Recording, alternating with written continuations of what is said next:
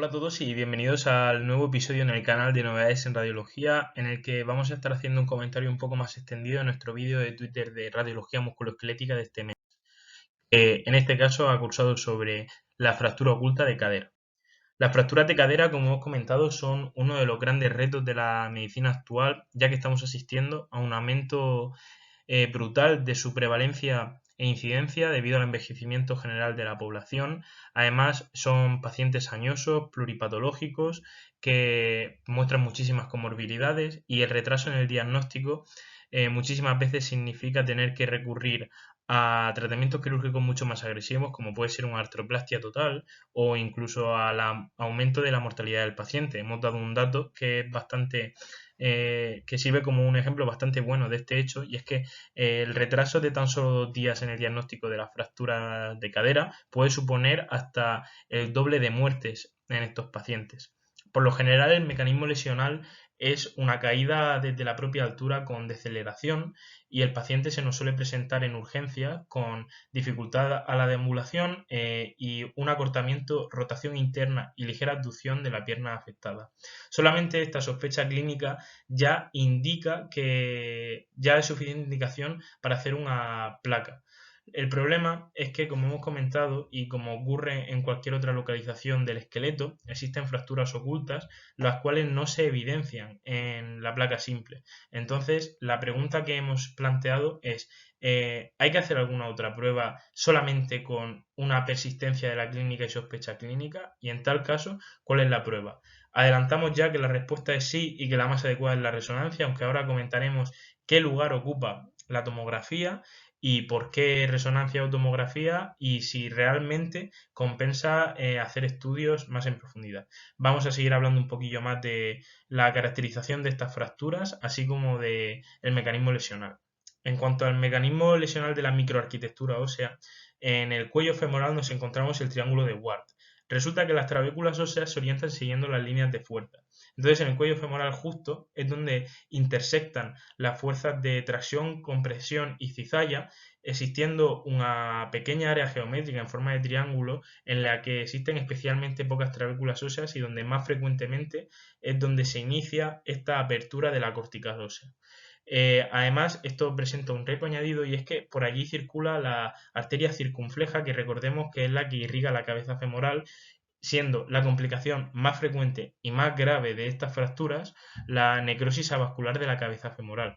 De hecho, muchas de las clasificaciones, como pueden ser la de Garden o la de Delvet, están muy orientadas al posible riesgo de necrosis ósea vascular. De hecho, la clasificación de Delvet es según la probabilidad en porcentaje del desarrollo de necrosis ósea vascular dependiendo del trayecto de la fractura.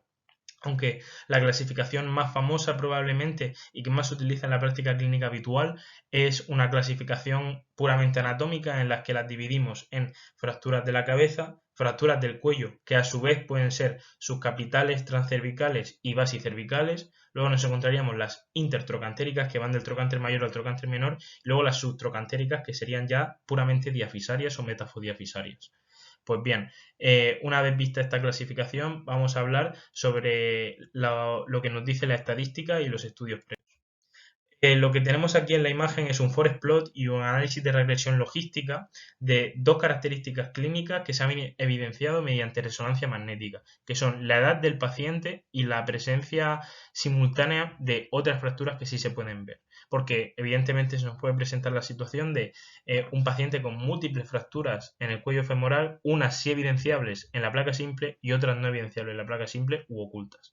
Pues bien, esto se ha visto en la resonancia y es lo que hace que sea ligeramente superior al TAC. El problema es que la resonancia no siempre está disponible, entonces en aquellas situaciones en las que sea mucho más accesible el TAC, la resonancia no sustituye al TAC. Viene siendo la cuestión de elegir uno u otro una situación de disponibilidad. En cualquier caso, si persiste la sospecha clínica y nosotros no vemos nada en la placa simple, y casi inexcusablemente por cuestiones de mortalidad tenemos que hacer más pruebas diagnósticas e indagar en ese paciente. Ahora vamos a hablar un poco más de estas características clínicas que he mencionado. Las dos más importantes estadísticamente, con unos RR superiores a 2,5, he dicho que son edad, la edad superior a 80 años más en concreto, y la presencia de fractura solitaria del trocánter mayor. Esta es una fractura que es bastante rara que se dé por sí sola.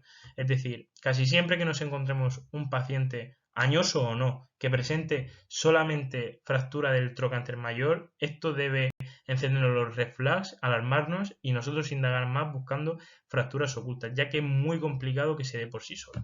Y ahora vamos a ver algunos ejemplos de imágenes. Esto que tenemos a la izquierda es un caso que popularizó bastante esta situación que estoy mencionando, ya que salió en el BMJ.